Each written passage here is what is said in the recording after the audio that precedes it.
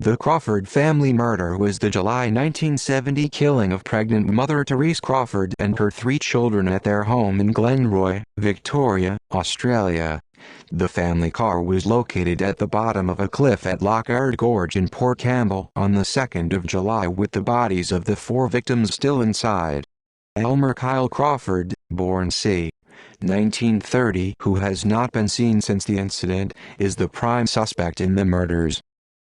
Investigation 2 weeks before the murders, Elmer Crawford, an employee of the Victoria Racing Club, and his wife, 35-year-old Therese Crawford, drafted new wills that left a considerable fortune to Crawford in the event of his family's death.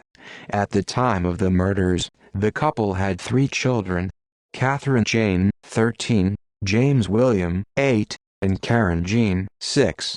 It is believed by investigators that the impending arrival of their 4th child and Therese Crawford's mental state were the triggers for the murders. Another factor could have been the theft of goods by Crawford from the VRC. A July 1971 coroner's inquest found that Crawford, who had emigrated from Ireland in 1951, murdered his wife and 3 children at home in Cardinal Road, Glenroy. Crawford had constructed an electrocution device, using a 15-meter, 49 feet length of electrical lead and alligator clips.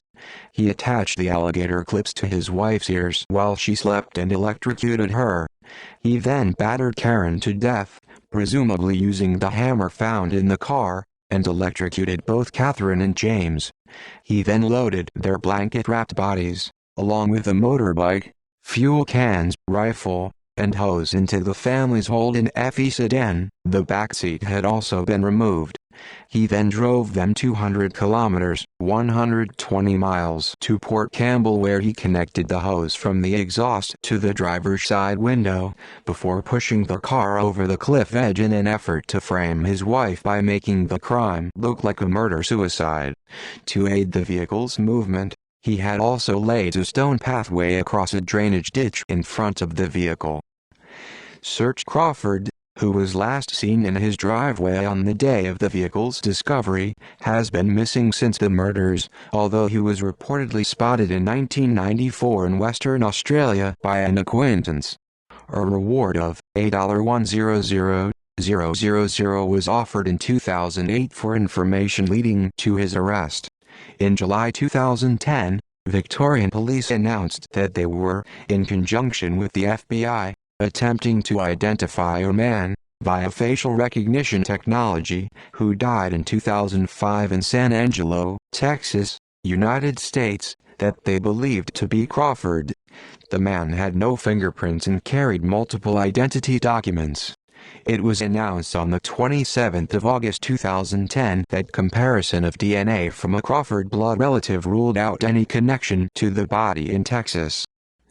Media. An episode of Sensing Murder titled Almost Perfect, which aired on the 30th of May 2006, featured the crime, detailed investigation in Greg Fogarty's 2011 book, Almost Perfect.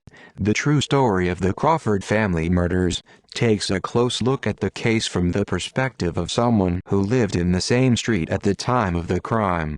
The case was also detailed in a 2016 episode of Felon True Crime Podcast. See also Cold Case Crime in Australia, Familicide, list of fugitives from justice who disappeared, list of unsolved murders, 20th century. References. Cited works and further reading: Fogarty, Greg, 1997. Almost Perfect. The True Story of the Brutal, Unsolved Crawford Family Murders. Bloomington. Pennon Publishing. ISBN 978-1450-28516-2. Ford, Justine, 2015. Unsolved Australia. Terrible Crimes, Incredible Stories. Sydney. Pan Macmillan, Australia. ISBN 978-1743-53436-6. External links: contemporary news article pertaining to the manhunt for Elmer Crawford, Crawford murders 1970, News Report 2010.